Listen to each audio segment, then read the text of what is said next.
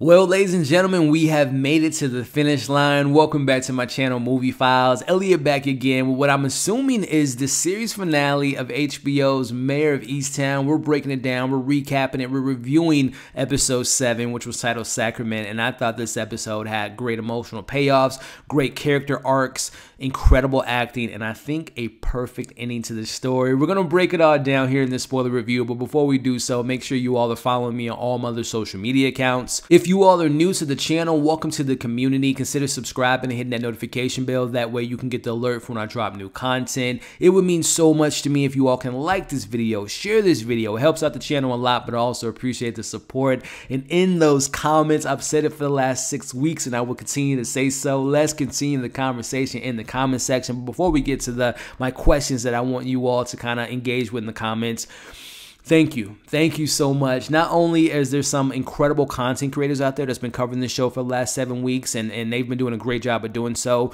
but the fact that you all have come to this channel to watch my 30, 35, 40, 45 minute reviews. My reviews were just as long as the episode. The ones that are, you know, every single comment I appreciate. Great review, great insight, great predictions. I love all that engagement. But for all those, and you know who you are, that left those detailed, meticulous paragraphs worth of your thoughts, your concerns, your theories, your predictions, it meant so much to me. I tried my best. I tried my best to respond to every single comment because I really do appreciate it. But I really want to thank you all up top for supporting these videos, liking them, sharing them, commenting, engaging with the videos, and just having a great conversation surrounding this great show. I really do appreciate it. But going back to the comment section, let's talk about it. If you're watching this on the live premiere, thank you for tuning in live. Go ahead. I'm going to engage with you all in the chat. Let me know your thoughts on this episode. If you're watching this on replay, how you doing? I hope you're having a great day, but let me know, what you think about the episode? What you think about the show? Were you satisfied? Were you disappointed? What were some questions that didn't get answered for you? And I say this might be a series finale for a limited show on HBO, but they've done some limited shows and have come with other seasons of shows, you know, Big Little Lies, for example. But if there is a season 2, what does that look like? What are your... If you were a writer, how do you pitch a season 2? Let's talk about it in the comments. So before we break it all down, I have to, just first and foremost, I have to say Julianne Nicholson and Kate Winslet, this was some of the best acting I've seen in a very long time. And I watch a lot of shows, I watch a lot of movies, and there's some great talented actresses and actors out there. But the acting in this episode by, in particularly, Kate Winslet was fantastic as Mare, but the person that stole this episode from me, every single scene, was Lori. And we'll get to Lori in this episode, but she took my heart, crushed it, stepped on it. Emotionally speaking, oh my gosh, she was just fantastic in this episode. So I want to applaud them, and we'll get to the acting and the other actors in the show, but I just want to say up top, the performances were incredible. But let's get into this episode. Starting off with what the title means. We have the episode being titled Sacrament, which, doing my research in the religious term in the Christian community, it kind of represents, you know, a divine grace. You know, we have a baptism. It's a ritual. It's a ceremony of sorts, right? It's almost like a rebirth, a new beginning. And tying that to this episode, there was a lot of new beginnings for the good, but also for the bad for a lot of our characters. Mare, you know, Lori, Siobhan, Frank, I mean, all of our characters, again, for bad or for worse, have a new beginning and a new life to look to, which we'll get into in this review. So I thought the title of this episode fit perfectly to how this episode played out. So let's kick this recap off and break down and review the opening sequence. So it picks up immediately after episode 6. We see Mare is on her way looking for John and Billy. We see John just staring at his brother, right? And he goes into the tackle box and grabs a gun, and we'll talk about that here in a second, but it's cut in between going back to Chief Carter at the station, and we see Jess and her mom.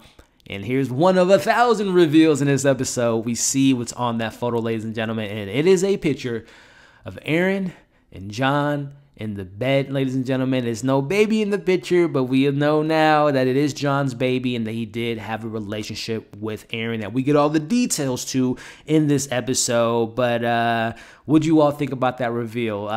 Did you theorize that was going to be the picture? Did you want to see someone else in that picture? Let me know your thoughts on that. But cutting back to, you know, that scene, it seems like there was a little bit of an off-screen conversation between Chief Carter and Jess regarding, you know, he says that, you know, tell me a little bit about the journal journals. You never did answer my question. Why did you burn those journals? And this is another reveal that it was Jess's idea. This was her idea because, number one, she was, I guess, a friend to Dylan, because she says that, you know, she didn't want this to get out, that John and Aaron had a relationship and that John was the father of DJ. So she, you know, in a sense of Dylan speaking, that she knew that Dylan's parents really want to take care of DJ. So they want to kind of get rid of that evidence of a sorts, right? And then the other half of that, and let me know your thoughts on this, on Jess in particular, she said that she was doing what she thought was best for her friend Aaron by disposing of the details of potentially what that relationship looked like between her and John, and being the father is John of DJ. So let me know, do you believe Jess in that sense? And also, I guess this kind of speaks to, I guess Jess really did think that Frank was the father because she didn't know the picture yet and didn't obviously know the journal. But again, just let me know. What do you all think about Jess? Was she being a good friend? Is there some alternative motives? Is it just her guilty conscience of a sorts? Let me know your thoughts in the comments. But back to Mare, John, and Billy.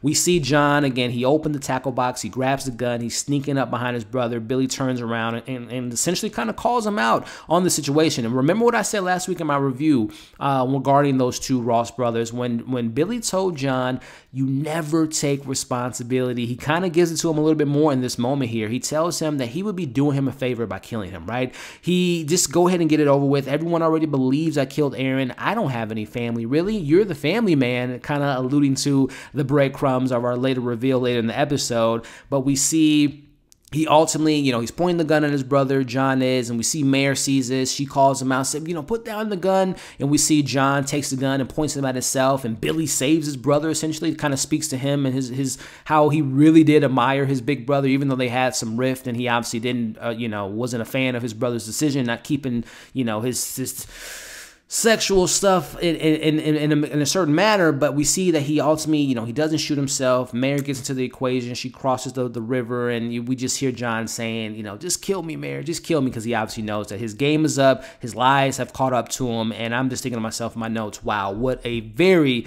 interesting opening to this episode. We get the picture reveal, we get the father reveal, we get to John wanting to kill himself. So really good way to open up this episode. So going back to the police station, we see Chief Carter shows Mare the picture, and from that moment on, from the rest of the episode, and it's just little moments like that where Mare just sees, I just think that she's just such a good friend to Lori.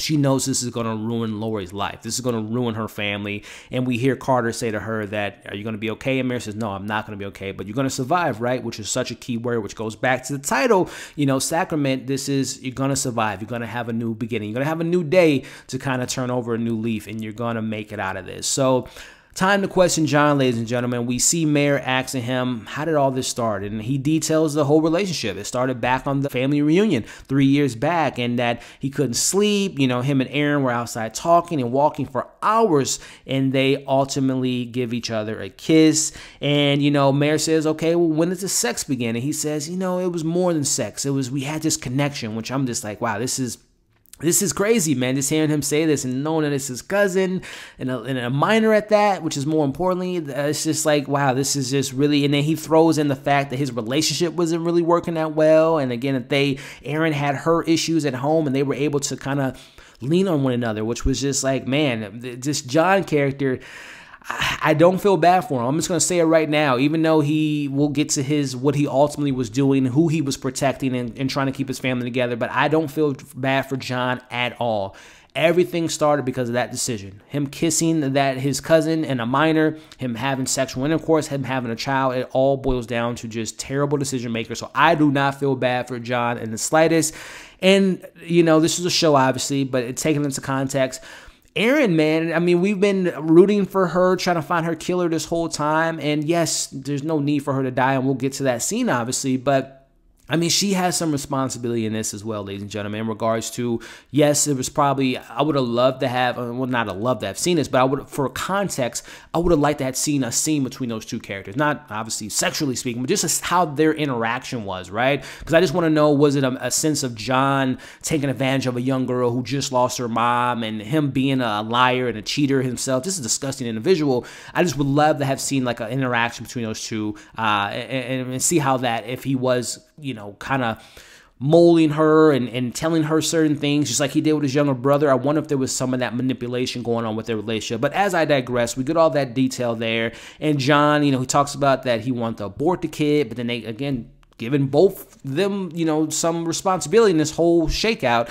They came to the decision to say that the child's father was Dylan, which is kind of, a dirty play there on both characters. But nonetheless, he goes into the details of the death.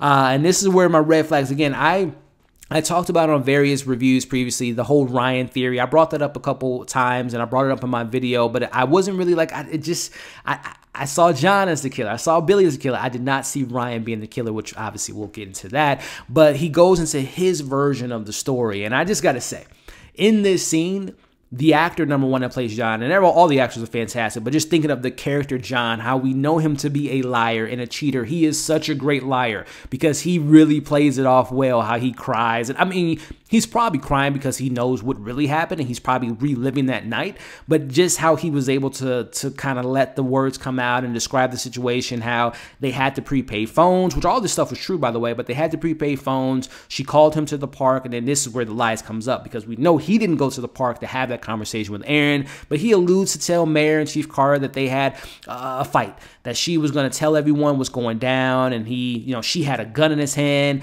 and she was waving the gun, and he tried to get the gun out of her hand. Again, he's mixing the story with what really happened into what he thought could have probably played out in telling Mayor and Chief Carter this, but he says that ultimately she, shot herself. He took the gun and accidentally shot her in the face and all this stuff. So again, I'm just thinking to myself, wow, he is a fantastic liar and trying to keep his family safe as he tells Mayor that he told Lori the truth and that she knew the truth this whole time. But, Lori has some other truths that she didn't let Mayor know about. But again, I'm just like, wow, he is doing a fantastic job of lying. But going back to just going into, again, we know the truth, but let me know now.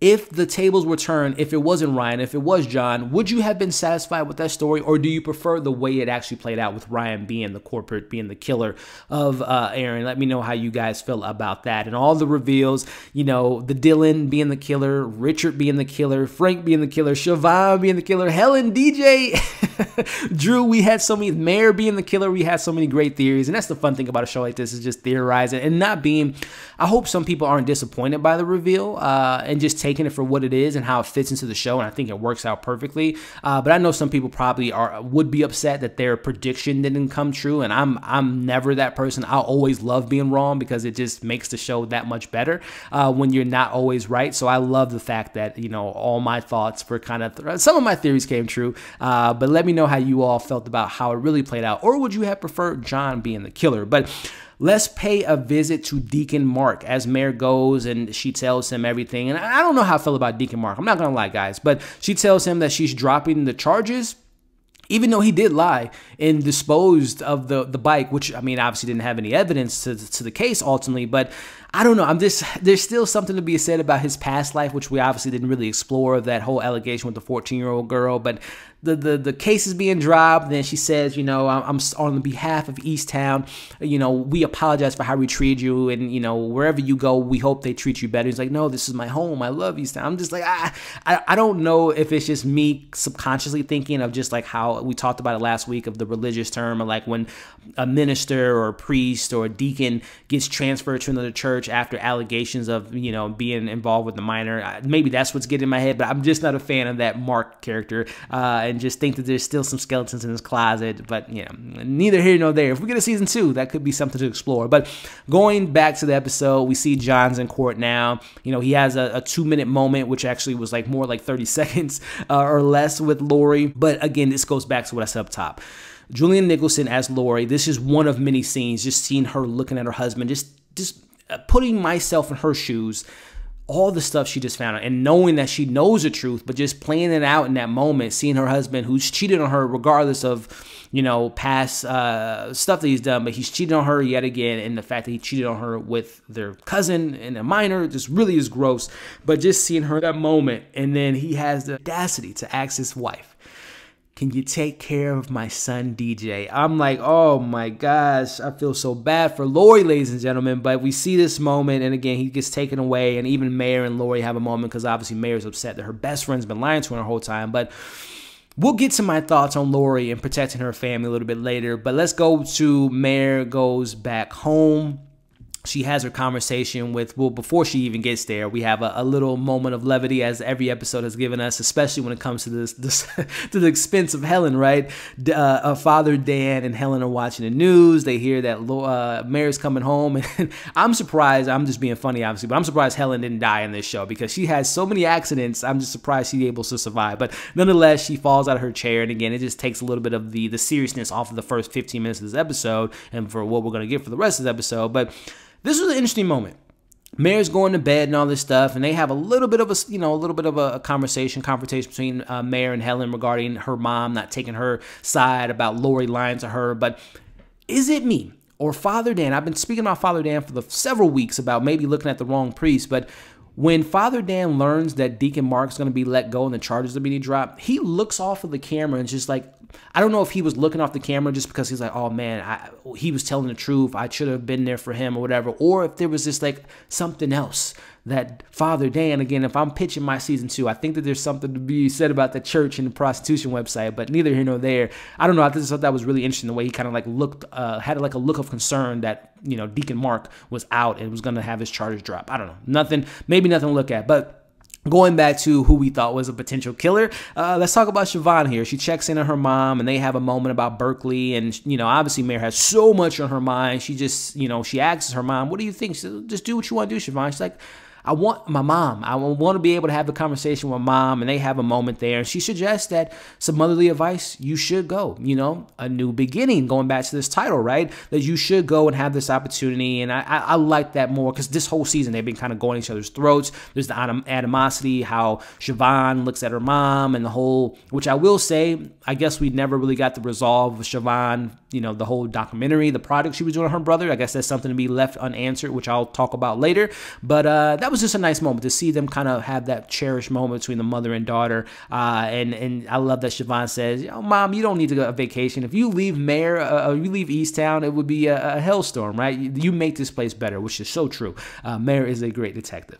But back to, we get a moment of normalcy, right? Things are kind of getting back. I assume that there have been months that have passed on since the arrest of John. Just assume, based on these examples I'm going to go through here, we have this montage of sorts where we see Jan taking this phone call about something with cats. Again, this goes back to episode 1, just a small town of like no murders, no people going missing, right? Just small kind of domestic issues going on. We see a really good moment, a new beginning. I can't, you know, stress enough the importance of the title. We get a new beginning with Dawn and her daughter, Katie and her little daughter. They get a new house, which was, I might be wrong, but I'm assuming, especially with Beth being involved, I think that was Freddie's old house. They cleaned it up and obviously got all the drugs and all the stuff out of the house. But I think that was Freddie's house. I could be completely wrong. But going back to, I'm thinking that months went by. You know, we see that Dawn's hair is growing back in, which I assumes that she's beating her cancer, which is great for that character and all the stuff she went through in this season.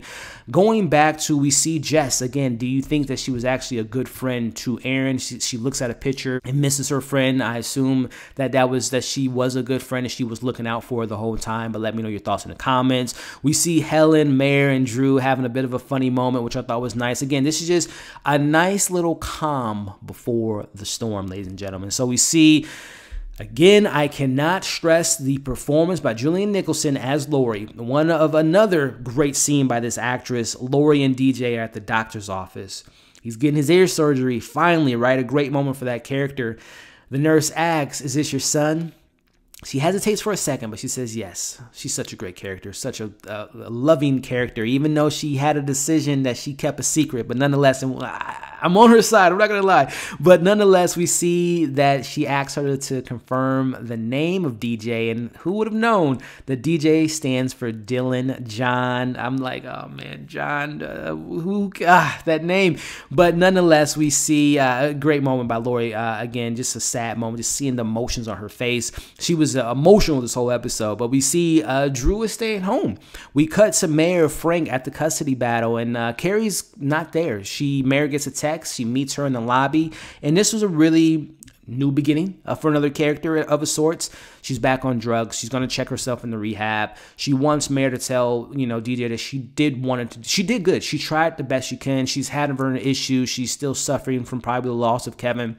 She went back on drugs because she couldn't stay awake, and we know how last week's episode played out with her having DJ, or I should say Drew, in the tub and falling asleep was a very big error. So she still has some demons to work out her own. But I just love that moment that they, again, you know, two characters that first time we saw them on screen together, they were butting heads, and there's obviously some beef and some history with those two characters. But I thought that was a good resolution for that Carrie character, that she tried her best, but she still has some things to do and some things to work on as a mother, which I love that moment. But ultimately, I also love that Mare gets to keep her grandson, as well as he gets to stay with, his grandmother. So the truth is starting to come out. This is where in my notes, because this whole time I'm thinking, I'm not going to lie.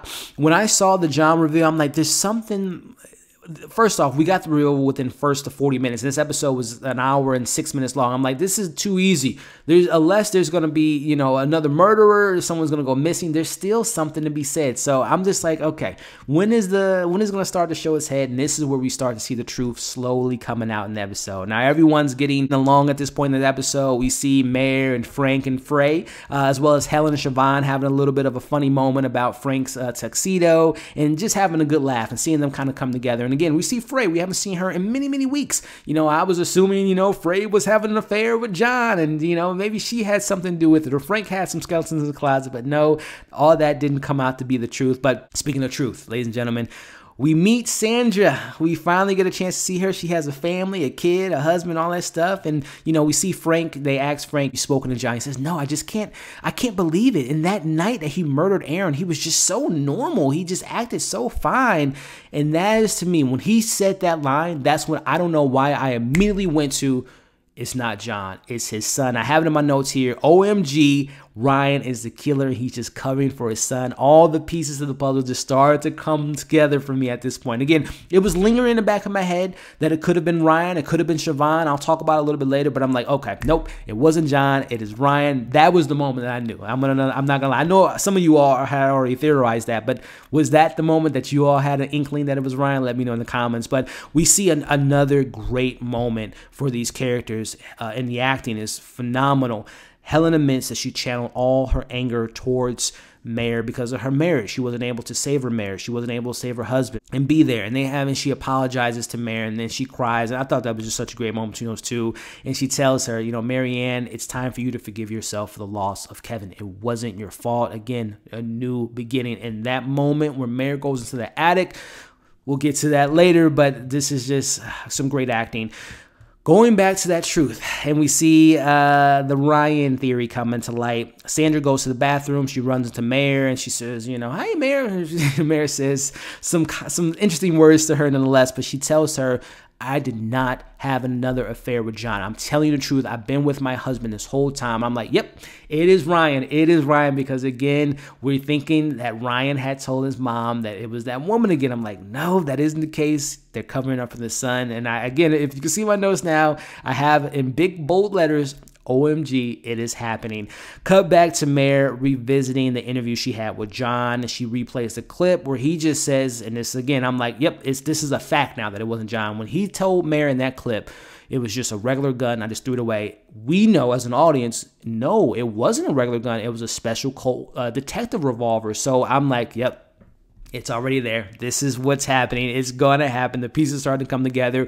And we even see Mare starting to put the pieces together, but there's a little bit of hesitancy. She's not really diving into it quite yet in the episode, because she's just like, if this is what I think it is, this can destroy my best friend's life, which we'll talk about a little bit later. But going to a very interesting character arc right here. Let's talk about Dylan, ladies and gentlemen. He pays a visit to Lori, which I'm thinking, like, what's this visit? Which Dylan got to tell her?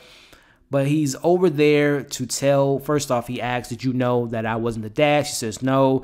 But then more importantly, he gives her that money. Now, I said it in my review a couple weeks ago. He's a douchebag. He's probably taking that money for himself. Or there's a little bit of like he could be saving that and giving it to him later. It was the latter. He ended up giving it to Lori to give to him. I thought that was a good moment for the character. Again, the roller coaster of emotions with Dylan. Episode 1, he's a douchebag, he's a jerk, he's letting his ex-girlfriend beat up his current girlfriend, Brianna, beat up his ex-girlfriend, who happens to be the mother of his child, to getting shot in the back, to having a moment with DJ, to being a douchebag again, threatening to kill Jess, and now having this moment of this arc for the character, giving the money back. Speaks a lot to the character. I still think that there's something. I'm not the biggest fan of that guy just because of episode 1 and just some of his decisions and all that stuff, but I really do. I like that he did that. He did the right thing. I'll say that. Let me know what you all think about the arc that we got with Dylan and just the character as a whole. So going back to the calm before the storm, it's wedding time. It's time to kind of have a ceremony, you know, of a sorts. And this is, you know, Frey and Frank ultimately do get married. We see Siobhan and her band playing there, and we see, you know, a little sing along, dance along, Richard dancing with Drew, all some good stuff. And we see Richard and Mare having a moment. And this is key here. This goes back to what we talked about last week. Who is Richard? Should we trust him? Well, ladies and gentlemen, I think it's safe to say that Richard had nothing bad, no bad intentions whatsoever. Cuts in the next morning. We see he's going off to another college, Bates College, I believe he said, for the next year or so. And he has a really good moment. He says to Mare that it's all this little sweet story about the surprises of his life, right? His kid, his book, and now Mare. So he can add that to the equation there. And he drives off to the sunset. So, ladies and gentlemen, he was a good guy this whole time. You know, I had said it a couple weeks ago, but I think that character was just going to represent hope, a new beginning for Mare, and that's exactly what he represented. He didn't write a book about her and put all her dirty laundry out there. He wasn't the killer. He wasn't Colin's dad. He was just a character. Again, I think it was smart for the show to cast someone like, you know, we talked about last week that it was supposed to be another actor in this role, but Guy Pearce, who worked with, you know, Kate Winslet on another HBO show decades ago, or, you know, about 15 years ago, that it was smart for them to cast someone, because it's like, why would you put a big name actor, I think is a big name actor, Guy Pearce, in this role? They wanted to throw us off, but he was just a good character at the end of the day. Let me know, were you satisfied by that conclusion? I personally like that idea, that who he ended up playing, but let me know if you were a little disappointed in the reveal that he wasn't a bad guy this whole time. But a great moment here. This is a callback to episode 1, ladies and gentlemen. Instead of Betty calling Mare in the AM, it's Mr. Carroll, and he has something to tell Mare. Mr. Carroll hasn't been doing well lately. You know, he's dishes all over the place. He's losing things since he lost his wife, and he asks Mare, one of many emotional moments that I got in this episode, you know, does it get easier? And this is just a moment, you know, just in my real life. You know, I've lost close people to me, and it's just like, you never forget. You know, it's not easy. It doesn't get easier. But you learn, the line I wrote down, you learn to live with acceptable, right? Which is a great line in this episode. And it's so true. Like I say, you never forget the people you lost, but you just kind of learn to grow with accepting their loss and appreciate what they gave you in your life and the time you spent with them. So just a good little moment for me, emotionally speaking, and a great moment for the characters too, the two people that have lost two important people to them. But then this is, let's get back to the meat and potatoes. So they're talking about the affair that, you know, Mr. Carroll had with Helen and how he should interact with her if he sees her at the mall. All that stuff is funny. But then he goes on to say that stuff is going on missing in the house, some memorabilia, some this, some that, and also his gun's missing. Mary's like, oh yeah, you know, the gun's missing. Interesting. You know, what kind of gun was it? I love how the camera doesn't focus on Mr. Carroll, but it looks at Mare and she's taking notes down. He says, oh, it's a, you know, and I love how the audio kicks in. It's like very intentional. All that was missing was dun dun dun. It was like, oh, it was a Colt revolver detective gun. And Mare, she literally says, you know, she puts down her pen and looks at her, and I'm like, yep. It's Ryan. It's Ryan, ladies and gentlemen. And I love that attention to detail. How my whole theory was, if it was Siobhan that was going to be the killer, how the attic was a place that, you know, no one goes. It would be a great place to put the murder weapon. But they, you know, reversed it on me. I wasn't right, but they did kind of have the attic theory kind of play into my my benefit, where he said that he used to have the gun in the attic, but the kids used to get into the attic, so he put it in his shed. And this is where we get the bomb. Who had access to the shed, Mr. Carroll? Just me and my, you know, the kid that cuts the lawn. Who's the kid that cuts the lawn? Well, that kid is no other than Ryan Ross, ladies and gentlemen. And Mare, I mentioned Kate Winslet and Julianne Nicholson were perfect in this episode. This was Mare's moment to shine when she goes to she runs out of she's in shock. She runs out of the shed. She goes back to the old footage, which goes back to my conversation that we had weeks ago regarding the tension, the devil's in the details. She should have never deleted that video of that weird kid, which I guess another question that kind of went unanswered. I guess this is just a coincidence that Betty did die of a heart attack. It was no foul play. The kid didn't kill her. She didn't see anything she wasn't supposed to see. But it goes back to Mare should have never deleted that footage. If she would have paid attention to that footage and maybe looked at some things, she would have been able to see that it was Ryan, the night of Aaron's death, was in that shed, but she didn't. She just threw it away off to the side because Carroll calls her, Mrs. Carroll calls her, Betty calls her, and it really ends up not being anything. But she missed it, and she could have solved it months ago. But man, this is a big moment. And when she sees the footage, she's like, oh, she's shocked, and I'm just as shocked as she is, right? But Mare goes to Ryan's school. They lock eyes, and my man Ryan was out of there, man. He was like, Ryan, where are you going? He, just imagine being Ryan at that point. I know he didn't bury what he did, but he's thinking that he might have gotten away with murder. But at that point, he sees Mare. He hops that fence. He runs home. And this is, again, I didn't really talk about the Ryan theory so much because I had my thoughts on, John and Billy and maybe Siobhan. But then go back. So if you guys remember, back in my episode 3 review, let me play this clip right quick. To this panning shot of the streets. And I don't know if you all, again, this might just be, I might be stretching here. I might be reaching here. But you notice that they showed that sign that says, watch children. To me, that's like a double entendre, right? A double meaning. Watch the children, because obviously in this last year, there's been a missing girl. There's been a girl that's been recently killed. So obviously watch your children, ladies and gentlemen. Make sure that no one else loses their life due to this predator, this killer out there.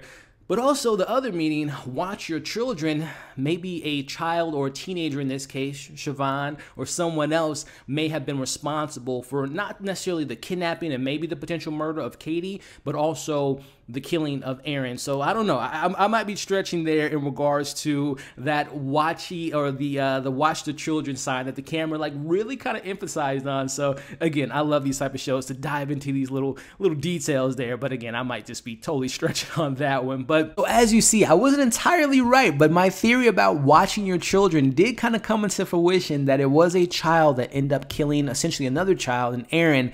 And it was Ryan. He goes home in this moment. That actor, by the way, that kid actor, Cameron, I believe his name is, was fantastic in this episode. He goes home. Mom, it's Mare. She knows. She's coming to get me, Mom. That moment there, and just seeing Lori embrace her kid, just being like, we almost, I will do anything to protect my family. I will do anything to protect my kids. And just seeing Lori in that moment was so emotional. We see Mare, which I'm not trying to be funny here, but I put in my notes.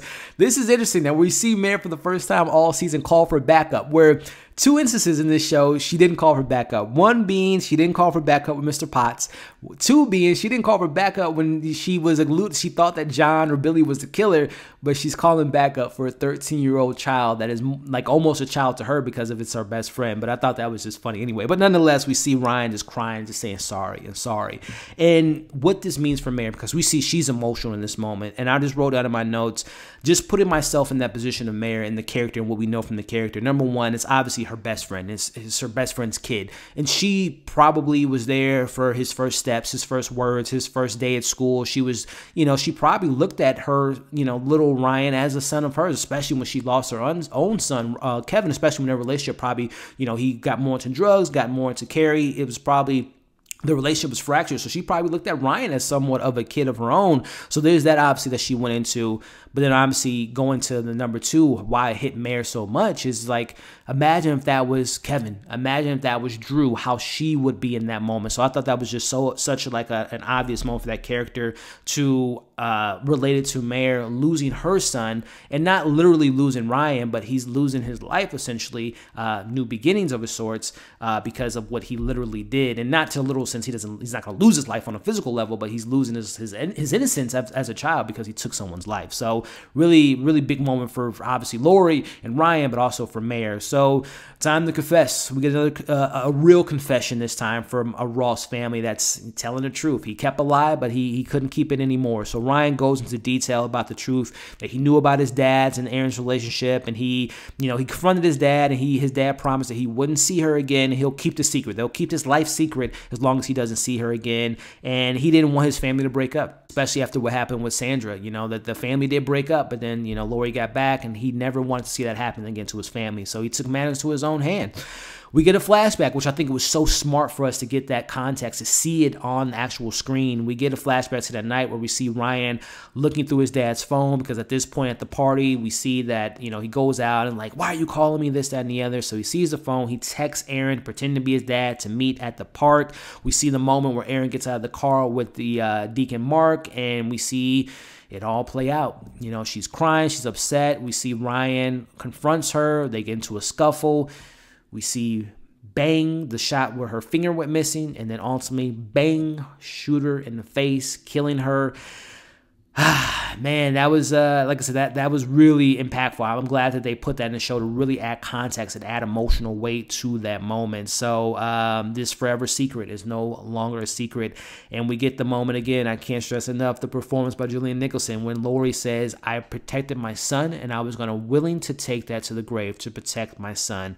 Powerful moment, and we see Ryan once again saying sorry because he knows that nothing will ever be the same. Ryan goes off to juvie. We see Mare yet again. You know, great moment here where she's trying to professionally give him, you know, this is what's going to happen next, Ryan. But it's not just a perv or a perk, I should say, or a criminal. This is Ryan, right? She's trying to explain what's going to happen next, and she's kind of breaking down and just thinking again, if that was Mare in the situation that Lori was in, if that was Drew that she was talking to, that's why it gets so emotional for her. But I put in my notes here, seriously, one of the best scenes I've seen in a long time. And I go back to the scene when Mare was able to lean on Lori, but now Lori doesn't want to have anything to do with Mare, ladies and gentlemen. We see Lori in the car breaking down. Mare enters the car. Lori doesn't want her in this car. She doesn't want her touching her. She doesn't want to look at her. She says to Lori, or Lori says to Mare, why she didn't just come to her first. You had John. It's my Ryan. It's my Ryan. The way she was saying that, oh my goodness, give her some type of award. You know, she says that it was just an accident. Why couldn't you just leave it alone? My whole family's gone now because of you, Mare. And she doesn't look at her. She says, get out of my car. I don't want to see you anymore. I don't want to talk to you anymore. I put in my notes, give this scene some type of award. Give her an Emmy. Make it up if you have to. That scene was so emotionally, it wrecked me. It was so fantastically acted. It was just such a great scene. I seriously do mean this, that I wish that they could just make up an award for like best scene of the year for the Emmys, because that scene was just fantastic. And I thought that those two actresses were just great in that moment. Just understanding the context of them being best friends. You know, that Lori was there for Mare, and Mare's trying to be there for Lori, but it's just two different scenarios, two different significances. It shares a similarity in regards to Lori losing her child, you know, in this crime, and Mare losing her child for him taking his own life. So there's some, you know, similarities there, but also just different circumstances. But I thought that scene was fantastic. Cut to Mare going back to therapy, and it's time to face the music. She tells Mare, you know, you're delaying your grief with Kevin, which we'll get to that emotional payoff at the end of this episode. But cut to seeing Lori, again, I can't stress enough, Miss Nicholson, her performance, when we see Ryan getting visited by his mom and his sister gives her that, you know, gives him that letter. And then Lori says, you want to say hi to your brother DJ? And seeing, you know, Ryan, hey, first off, I'm thinking to myself, if he killed his DJ's mom, I don't know if this is the best idea to be sending DJ to him, because of obviously all this started because of the relationship between DJ's mom and ultimately his dad. So I'm like, maybe DJ should have been babysitted that day, right? But nonetheless, you know, he's like, hey, you know, Ryan's, you know, being friendly to his brother. And by the way, like I said, Cameron Mann is his name. He did a great job. Cameron, you were fantastic in this episode, man. And throughout the entire show, but this, we really got more screen time in this episode than ever in this entire show, and he ate it up. He did a great job. All the actors were fantastic, but I just wanted to give a quick shout out to the young man, Cameron Mann, as Ryan was fantastic. But wrapping up this review, I have the goodbyes. You know, we see, and I got a little emotional here, Siobhan's going off to Berkeley, and, you know, she's in tears. Everyone's in tears. You know, I'm in tears at this point. And then we go to church, and I believe they said it was 8 months that has passed, and that there's this great spirit within Easttown, but without a doubt, it comes with its losses, right? We cut to Dylan, Mr. Carroll. They've obviously lost people. And the quote that Deacon, who I'm still not a fan of, you know, I still think that there's something to be said about that character, but he says that we're not going to allow them to push us away. It's our job to only love. I think it was a fantastic line. But then we go to one of my favorite scenes of this entire show. Mare pays a visit to Lori. You know, she's at home. She tells her mom, Helen, she's going to go out to get some fresh air. But she ultimately walks to Lori's house to have her, you know, conversation with her, which, again, I want to applaud the acting. Quick shout out to Cassie, who plays Maura, who recently celebrated her prom, her senior prom. I know, you know, I'm in a Facebook group where her mom is just so proud of her. I know her family's proud of her. She has a bright future ahead of her, but I just want to give a quick shout out to her. I thought she was fantastic in this show, in this moment, saying hello to Mare. But again, happy, great to celebrate your senior prom. But going to this finale, guys, this ending, this last few scenes, we see Lori, you know, she sees Mare, she puts on some tea. Mare looks at her, touches her, and just says, Lori, and then they hug. They embrace each other. We see Lori break down. Mare tells her that she got her, and immediately when I saw that scene, I went back to the scene when Lori was there for Mare, and we see Mare leaning her head on Lori's shoulder, and we see the reverse of that shot. I thought that was just such a great emotional payoff for both characters, and just, again, I'm just at this point, I'm like, this is so emotional, man. This is such a great show. I really love these characters. But wrapping this thing up, ladies and gentlemen, we see, you know, Mare to face the music. We see that she ultimately goes up to the attic, and I thought that this goes back to the title. We see her climbing, ascending up, right? This is like a coming up to the character, a new beginning for the character, a rebirth of the character. As the camera pans out, she's up in the attic, and then, like I said, I think it kind of symbolizes her future, and this kind of, I thought, was a perfect ending for that character, in a perfect way to conclude this show. So there you have it. That's the recap of the finale, episode 7. So what are some things that I have here in my notes? Before we get into like a season 2, what that can look like, let's talk about maybe some unanswered questions maybe. What about Dylan and that kid talking to Jess? They said that we are always going to be bonded together. Now, did he just refer to them burning the journals, or was there something else that we just didn't know that could lead into a season 2? But I just thought it was, who was that random kid, by the way? Why was he involved in this scenario? Why was he even involved in burning? Is he just a kid that has a car in town? He just happens to be everywhere where all the stuff goes down. Let me know your thoughts on that. Where did Erin get that $1,700? Now, we know that Jess said that she never slept with any of those men, and I don't believe she had a job that we know of, but was it just like she didn't sleep with these men, but they, you know, OnlyFans and all that stuff? Where did she get that money from? I don't know. Let me know your thoughts on that. And then I don't know if they said anything about finding out what happened to Hillary, if they found her body, if there was anything. I still think that there's something to be said about this underground prostitution ring of girls being drug addicts, having kids, and ultimately being kidnapped. I still think this ties back to what I'll talk about in season 2 theories, but I don't know if we'll ever find out what happened to Hillary, or if they said it and I just maybe missed it. I go back to, where was Siobhan that whole day of Erin's death? Where was she, right? You know, obviously we know she wasn't the killer, but also, where did Dylan go when he was missing between those hours that Erin's death took place? Something to think about. I talked about it in the review, but Betty, I guess she did just have a heart attack, and that weirdo kid had nothing to do with it in regards to being the perk. And, you know, we obviously know that old man that had dementia was the guy that was walking around the neighborhood. And then the only things else that I had on my notes was going back to Siobhan's project. Who was it with Kevin on the beach? Who was it in regards to her finishing that project and him, you know, ultimately taking his own life? What were the final days for him? What was the main corporate of him taking his life? I guess we'll really never find out who his first love was that broke his heart. I guess that had no significance at all. And I think the biggest question that the show did not answer, and I think this is a crime that the show didn't answer this, did Helen fart, or was it just her squeaky new shoes? But no, going back to season 2, if there is a season 2, Mare of Easttown, does it have to be Easttown? Does it have to be Mare? Could it be an anthology series of sorts, like a Fargo type of show, ultimately? Not in Easttown, but just kind of the same creators and the director and writer, and just like another small town incident. They could do that. Or if you were to go into a Mare of Easttown season 2, again, I go back to Father Dan. When they said that Deacon Mark was out now, he had this look of concern of a sort. I don't know what that look was. There has to be something said about this online website, these girls coming up missing, these girls getting kidnapped, being drugged, you know, having addictions to drugs, having kids. I still think that there's something with the church and that prostitution thing that could be another case that she can solve. In Poker Night with Mr. Potts and the weirdo kid. I mean, there are and those really don't ultimately play into the main storyline. They were red herrings of a sorts, but I wonder if that is something that could continue a season 2.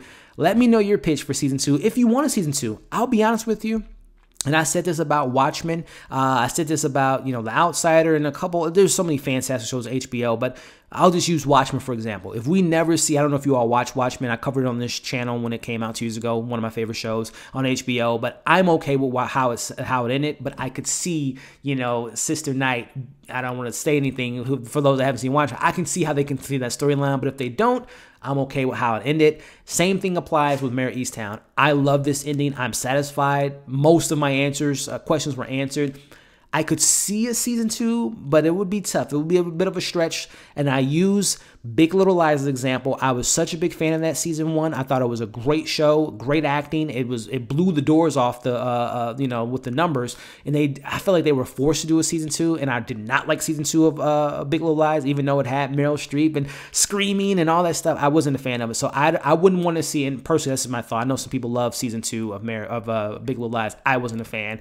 I won't want to see Mare of Easttown be forced to make a season 2 just because it did good numbers. But let me know your thoughts in the comments. So there you have it. This is the, like I said, I think this is the last that we'll be talking about this show in regards to a season 2. But if it is the last time, like I said up top, thank you for the support, for the comments, the likes, the shares, watching all the videos, the watch-alongs that we did, the special video we made, and obviously the reviews. Thank you so much. This isn't the last show I'll be covering. I cover a lot of shows and as well as movies, but I love breaking down shows on a week-to-week basis.